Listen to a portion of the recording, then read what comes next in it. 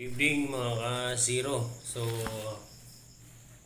ngayong gabi, ngayon na tayo medyo nabakante na nasa duty tayo eh. Ayan o. Dumating na yung ano natin, yung hinihintay natin na parcel galing sa Tarlac. So, before anything else, gusto ko lang shout out nga pala yung kaibigan ko na si Kim to you. Bro Kim, bubuksan ko na para sa iyo. Sabi mo eh, ikaw yung pinakaunang i-shout out. Tsaka gusto ko rin pasalamatan nga pala si Sir Gilbert Felipe sa parcel na to. Ayan. So, huwag na nating patagalin mga kasiro kasi nasa duty tayo, baka may mga atrocities. Lagay na natin yan kasi wala tayong stand ng cellphone. So ito na yung parcel.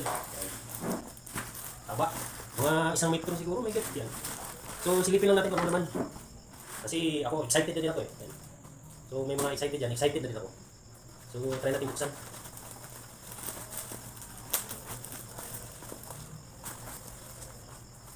Gusto ko lang i-shoutout yung mga kaibigan natin dyan sa sila Bro Romel Melindres, yun pa. Ay, kumpare ko na nga pala yun. Kumpare ko. Kay paring Lundon. Yan. Tiago. Sa Dapo de Oro Gunners. So, ano natin, ipitin na natin. Medyo mahirap. Gusto ko din yung pasalamatan si Sir Joel, yung anak ni Sir Gilbert Felipe. Medyo nadili ito kasi yung bagyo.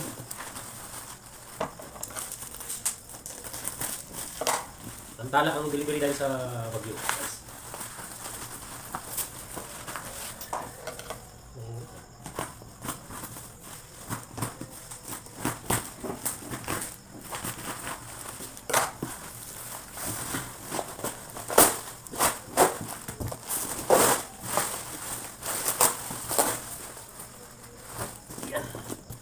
Medyo may kabigatan din, pero di masyado.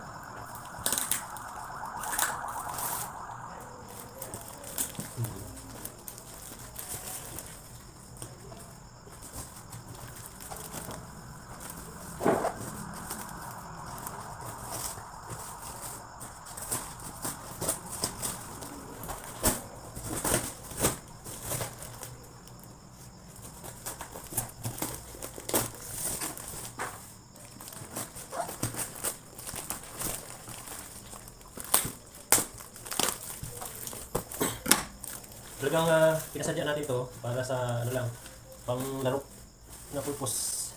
Yan. Okay, so unahin muna natin kung ito lang. Siguro ko ito ito yung receiver. So, silipin natin.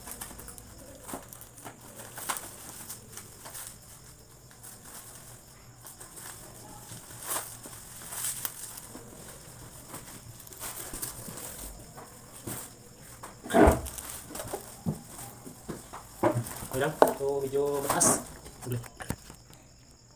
Okay. Yun, no?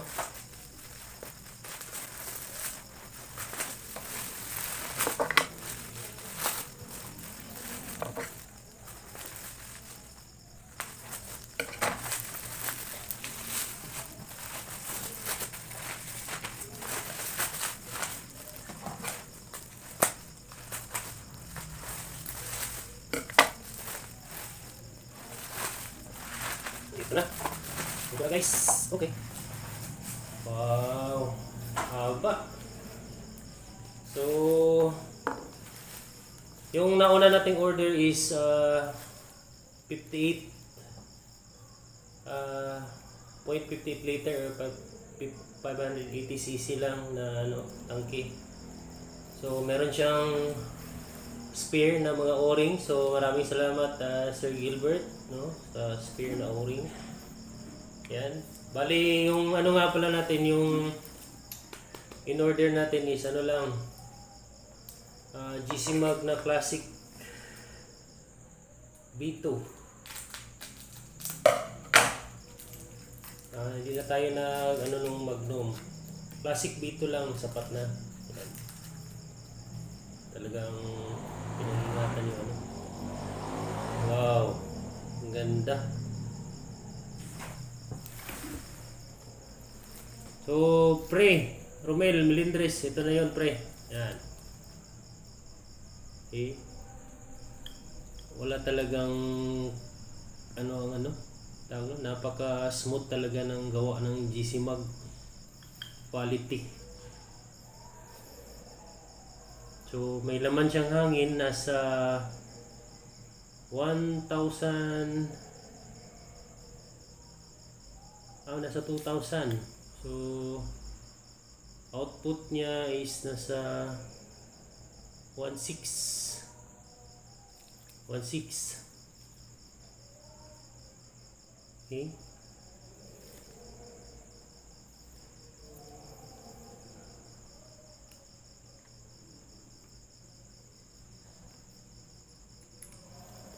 So, nagpagawa tayo nito, ano lang talaga, panglaro lang. Yan. Yung purpose natin dito sa Classic B2 na to is purely panglaro lang. Shoutout nga pala kay Bro Sel Chavez. Na-inspired ako doon sa unit niya eh. Ganito lang yung unit niya. Classic na B2 at saka yung parang B1 yata yung isa. Yun. So, naantala yung barrel nito.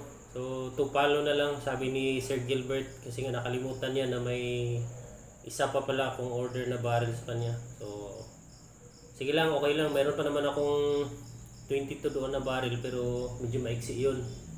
Nasa 19 inch lang. Ang gawa naman ni Bro Jeffrey Conix barrel. Okay, yung secret weapon niya na pinaraya sa atin. So, pinasadya ko talaga na mahaba yung tangke. Yan.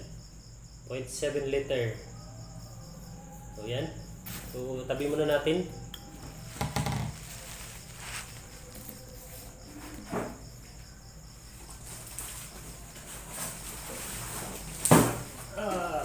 Ito naman ang panggatong. Mahaba. Nasa mga 1 meter. Oh, may higit siguro. Yan. Shout out nga pala dun kay kay Bro Ian Balvin Castro, no? Siya yung nagawa nito, bro. Nandito na yung yung isa sa pinaka mahusay na maker ng bat ng mga laruan natin, mapa hunting or competition na bat. Yan, PM nyo lang si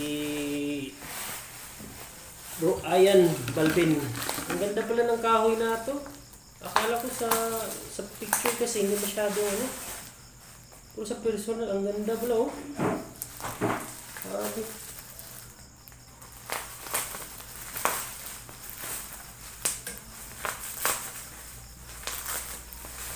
Wow, ayos Kala ko sulit na sulit Wow, ayos talaga. Ang ganda pala ng husky ng kahoy na ito. So, medyo mahaba siya guys, okay?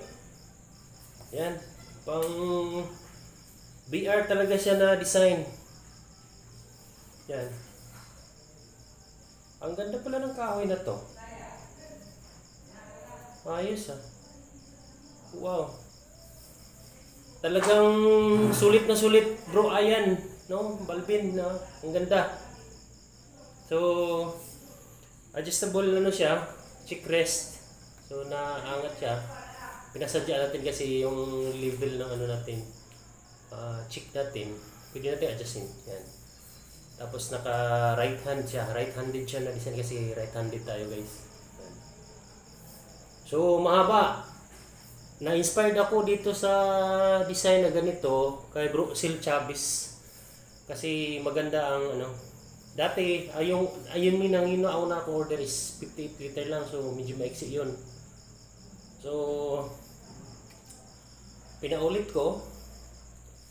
Sabi ko kay Sir Gilbert, napapalitan ko yun ng tangke ng 0.700cc na tangke. O yan. Ang ganda ng kahoy na to, bro. Ayos. Sulit na sulit, oh. Ayos. Ganda talaga. Sulit. So,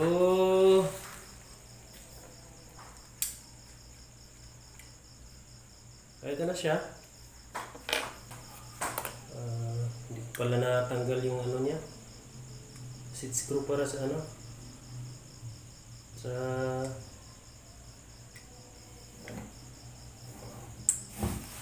tawag nito. Sa bat. Bali dalawang pala ito. Dalawang seat screw. So ayos. Talagang perfect na perfect talaga, guys. Ayos pagkagawa.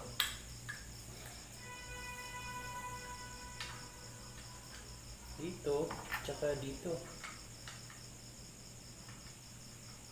So wala tayong pangpihit. Wala tayong allen screws. Medyo mabigat. Wow. Ayos. Ang ganda. Ang ganda, guys.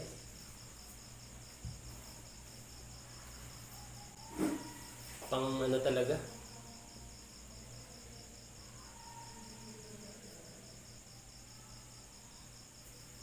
Sulit na sulit.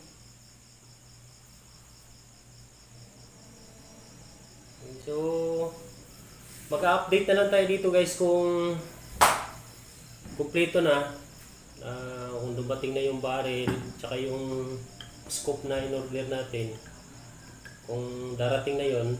So mag-update na lang tayo dito sa setup ko na to, pang laro, pang BR. Yan, medyo mahaba siya, guys, nasa mahigit 1 meter siguro. Okay, ayos. Para sa akin, sulit na sulit to. Ang ganda.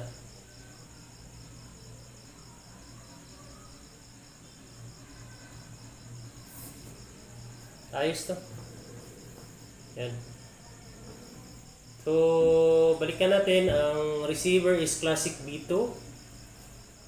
Tapos naka 0.700cc na carbon fiber tank. Tapos ito, naka adjustable check rest siya. GC Mag. Gawang Pinoy. Pero tingnan nyo naman. Okay. So, na-excite ako kaya binuksan ko na. Sa off duty na sana pero hindi ko na mahintay. Tsaka ang kulit ni Kim. Ayan. Sabi niya, gusto na daw niya makakita. O, yan na. Ito na, bro, Kim.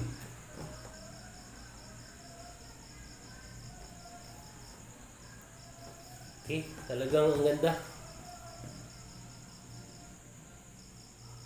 Sulit na sulit talaga ang pagkagawa ng ang bat. So, yan. So, tingnan nyo, ang haba, guys. Okay. Wala pang scoop yan.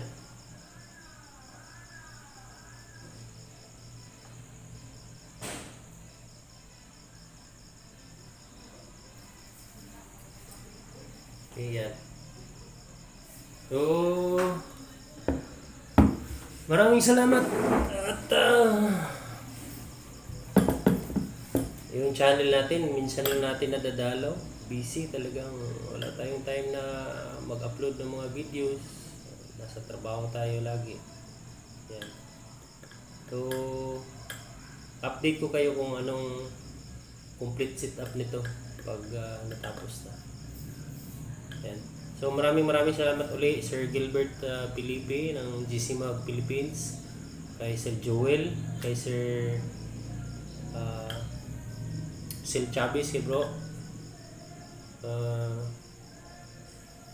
sa lahat ng mga kaibigan natin na hindi ko na ma-mention lahat. No, kalimutan ko. Kaya unprepared ako na mag-upload ng video ngayon kasi wala nga sa plano ko na bubuksan to ngayon. So, excited lang. Yan.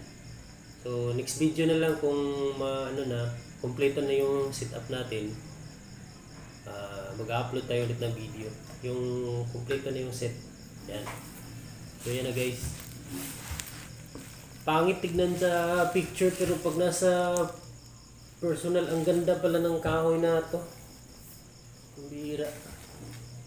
Yan. Ang ganda. So maraming salamat Bro Ian Balvin Castro. So kung may mga balak kayo na magpagawa ng kulata na magandang kulata talaga, ano, PM nyo lang si Bro Ian Balvin Castro. Kahit anong kulata pa yan, kayang-kaya niyang gawin yan. So ito siya. So siguro mga nasa 4 kilos mahigit. Ito. Plus scope. Plus barrel. So abot siguro ng mga 5 or 6 kilos ito pag full set na. Yan. So yun lang. Maraming salamat sa panonood and God bless us all mga ka-zero.